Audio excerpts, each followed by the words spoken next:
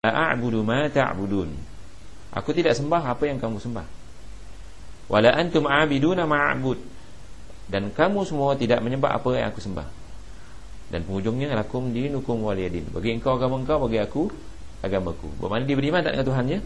Rakaat kedua dia baca kul huwallahu ahad, katakanlah Tuhan kamu satu. Ini tauhid. Allahu samad, Allah tempat meminta. Sebab tak boleh minta ke mana-mana dalam hal-hal yang gaib. Lam yalid wa lam yulad, tidak beranak dan diperanakkan. Kalau ikut agama Kristian, dia beranak, anaknya Isa, dan dia tidak diperanakkan. Sebab Tuhan orang Kristian tiga. Pertama, Allah Subhanahu Wa Taala di langit. Kedua, Maryam beranak tak? Mana boleh jadi Tuhan. Yang ketiga, Isa anak Tuhan. Jadi dia bukan diperanakkan dan dia bukan beranak. Jadi agama kita adalah agama tauhid yang bersih. Jadi orang yang baca seperti ini, kata Rasulullah SAW, dia kenal Tuhannya. Jadi jangan lupa ya.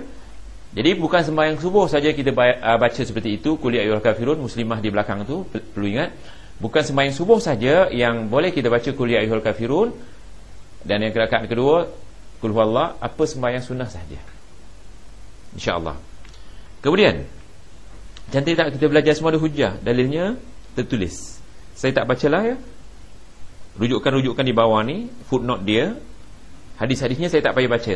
Antum lihat sendiri. Kalau nak baca hujah-hujahnya, dalil-dalilnya, footnote-nya, mungkin makan masa. Kita teruskan.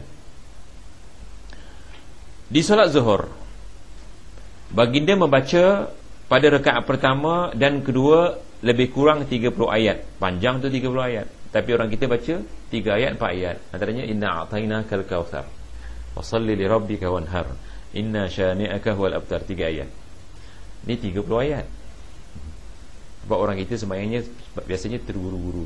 Tetapi kalau kita tak mampu membaca 30 ayat, yang itu dibaca pun boleh, jangan tak sembahyang aja. Kita baca yang itu juga boleh tak? Boleh. Yang ni baca surah yang pendek boleh. Terutama kalau musafir. Kalau musafir ya, jangan baca surah panjang-panjang. Musafir sembahyang dipendekkan. Kenapa baca surah panjang-panjang? Kadang-kadang kita lantik di pusat dia, orang tu jadi imam, dia musafir, patut dia sembahyang qasar, dia baca panjang-panjang. Itu tak ikut sunnah. Kalau kita musafir, macam saya daripada Malaysia pergi Singapura, kalau nak solat, kalau jadi imam, dia boleh qasar tak boleh. Antum nanti pergi Malaysia qasar ya, kita dah keluar mukim kita Singapura, mukim sana dalam Malaysia. Ada orang mengatakan pergi Malaysia kan dekat. Ingat dia, kadang-kadang kita nak pergi Malaysia 2 jam tak sampai. Kenapa jam? Sampai ada orang terlepas sembahyang asar. Saya pernah hari raya daripada Singapura, bila kami jamak di sini, bermakna bila sampai di Johor kami dah selesai. Tapi orang yang tak mau jamak, dia mengatakan Singapura, maksudnya orang Malaysia masuk Singapura, dia tak mau jamak di Singapura. Dia mengatakan ini dekat. Sekali kena jam, asar terlepas dia. Jadi kita kalau boleh, kalau dah pergi Malaysia, kita boleh qasar. Bila qasar, baca surah yang pendek-pendek, termasuk muslimah. Baca surah yang pendek-pendek. Seterusnya, kita teruskan. Di solat zuhur, baginda membaca pada rakaat pertama dan kedua lebih kurang 30 ayat, yang lebih sama dengan sajadah, yakni sajadah lebih kurang 33 ayat. Ada kalanya membaca surah At-Tariq, Al-Buruj, Al-Lail dan surah-surah yang sama panjangnya. Kadang-kadang membaca Izas Sama'un Syaqqat dan surah lainnya yang sama panjangnya.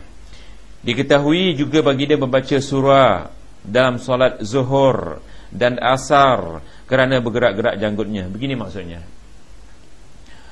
Rasulullah SAW dikala sembahyang zuhur dan asar, di rakaat pertama lepas baca Fatihah dia baca surah. Ketahui sebab bergoyang janggutnya, bacanya panjang. Begitu juga rakaat kedua. Rakaat ketiga ada kalanya dia baca surah. Rakaat keempat ada kalanya dia baca surah zuhur dan asar. Kenapa? Tentulah kerana panjangnya. Panjangnya berdiri, lamanya berdiri. Ini boleh dipahami insya-Allah. Rasulullah SAW kadang-kadang sembahyang zuhur dan asar, rakaat ketiga, rakaat keempat kita tak pernah baca kan. Tapi kalau baca boleh? Boleh, kerana ada hujahnya ni. Jadi kalau ada imam dia agak baca panjang, Rakaat ketiga dan rakaat keempat bermakna dia baca surah. Jangan kacau. Ada hujahnya. Tapi jarang kat negeri kita orang buat seperti ini. Tapi di negeri-negeri Arab kadang-kadang ditunggu orang yang masih berwudu, maka dibacanya panjang, supaya mereka bersembahyang berjamaah bersama imam. Sebab makin ramai yang bersembahyang dengan imam, makin bertambah pahalanya. Kemudian kadang-kadang diketahui juga baginda membaca surah dalam solat zuhur dan asar kerana bergerak-gerak janggutnya. Dan membaca surah pada rakaat ketiga dan keempat adalah sunnah. Apa hukumnya? Sunnah. Nanti jangan keliru ya, sebab kalau kita lihat mana dalilnya, inilah pendapat para sahabat, antaranya Abu Bakar, As-Siddiq dan Imam Syafi'i. Bermakna kalau ikut Imam Syafi'i, rakaat ketiga keempat boleh baca tak? Kalau ikut Syafi'i sunnah. Bermakna kalau kita nak panjangkan berdiri, rakaat ketiga keempat kita baca inna a'tayna ke, baca surah-surah yang pendek, tak jadi masalah. Faham tak sekarang? Okey. Kalau orang bertanya, daripada mana kita nukil, kita ambil dalil ni, hujah ni? Cuba lihat 73. Tak nampak sangat dia punya ni. Kalau kita lihat 73, di antaranya cuba lihat hadis riwayat Ahmad dan Muslim. Betulkan ya? Kemudian pada solat asar, pada dua rakaat pertama baginda membaca surah. Jadi setelah baca Fatihah, baginda baca surah. Pada rakaat pertama baginda membaca surah lebih panjang dari rakaat kedua. Para sahabat mengira baginda melakukan hal ini kerana menginginkan orang-orang dapat mengejar rakaat pertama. Tahu orang-orang dimaksudkan? Orang-orang yang berwudu, orang-orang yang lambat sampai ke masjid supaya dapat bersama Rasulullah SAW. Begini maksudnya. Kalau sahabat ni jadi imam, kalau ramai lagi orang yang tertinggal, kita perasan masih banyak orang yang belum masuk ke masjid. Kalau nak nunggu mereka supaya sama-sama sembahyang berjamaah supaya dapat pahala yang lebih, maka panjangkannya surah.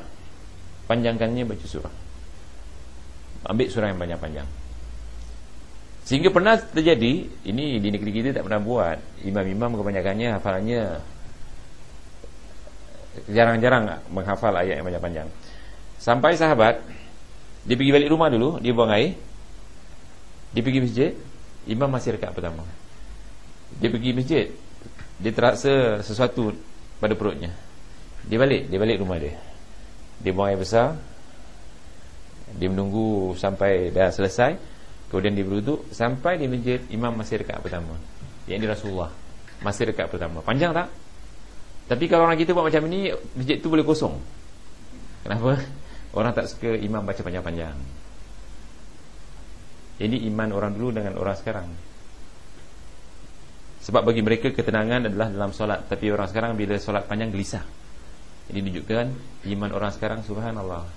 Orang dulu, sahabat-sahabat, kalau nak tenang cari tempat solat. Tapi sekarang nak tenang bukan solat, muzik, TV, apa lagi? Begitulah seterusnya. Aku lihat kita tak payah komen sangat mereka ni. Mudah-mudahan Allah beri petunjuk sahaja. Kemudian dalam hadis riwayat Bukhari dijelaskan baginda membaca Al-Fatihah pada rakaat-rakaat tersebut dan kadang-kala menguatkan, menyaringkan suaranya sehingga terdengar oleh makmum. Lihat sembahyang apa ni? Sembahyang solat asar. Kadang-kadang solat asar Rasulullah SAW membaca macam maghrib dan isyak. Tapi jangan selalu ya. Kalau selalu itu tak ada hujahnya. Sekali-sekali. Macam mana kalau kita buat di Singapura? Tentu orang cakap inilah Wahabi punya kerja, tak senonoh. Hadis riwayat Bukhari, jangan lupa. Tapi jangan selalu. Mungkin sebulan sekali ke 2 bulan sekali. Tapi di negeri kita tak sebulan sekali, tak pernah berlaku pun. Jadi kalau ada orang berlaku, kita yang ada ilmu ni, kita bersyukur kepada Allah SWT.